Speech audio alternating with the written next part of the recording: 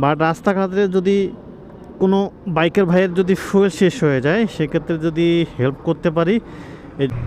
আজকে একটা কাহিনি শেয়ার করব আপনাদের সঙ্গে। আর কাহিনিটা হচ্ছে যে আসলে আমরা অনেক সময় হঠাৎ করে বাইক রাইড করার সময় আমাদের ফুয়েল শেষ হয়ে যায়।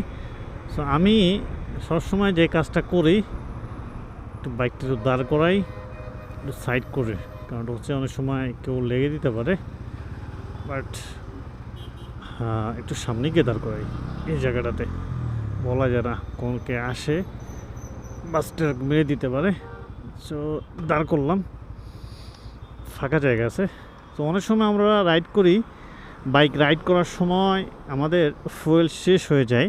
সো যে বিষয়টা শেয়ার করতে চাইলাম, বিষয়টা হচ্ছে এই আমি সব সময় হচ্ছে যখনই আর কি মনে থাকে বাসা থেকে বাইরে হওয়ার সময় আমার এই ব্যাগের মধ্যে হচ্ছে এই ফুয়েল নেই, 1/2 লিটার ফুয়েল, মানে এটা সবসময় আমার থাকে। আর ফুয়েল কালারটা দেখতে পাচ্ছেন একবারে প্রিয় কালার, কোনো ভেজাল নেই আর কি। প্রায় 3-4 দিন রাখছি। এটা মূলত রাখার কারণে আরেকটা নল আছে।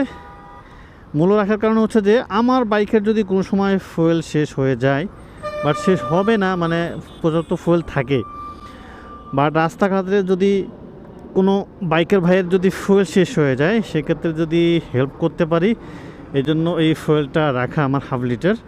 বা আমার কোন সময় বাইকে যদি শেষ হয়ে যায়, যাতে হচ্ছে আপনার কোনো সমস্যা না হয়। বাইকের ভাইরা অনেক সময় আছে যে রাস্তায় হেঁটে যায়, তো এই যে হেঁটে যাওয়ার সময় একটা বড় বিপদের মধ্যে পড়ে। তো এই বিপদের মধ্যে পড়লে যাতে আমি তাদেরকে হেল্প করতে পারি, এই জন্য এটার একটা নতুন বলতে গিয়ে এটা আমি কাজ করতেছি। তো যাতে সবাই ভালো থাকবেন, সুস্থ থাকবেন। আল্লাহ হাফেজ, থ্যাংকস ফর ওয়াচিং। ভিডিওটি ভালো লাগে ছোট্ট করে লাইক, কমেন্ট, শেয়ার করবেন।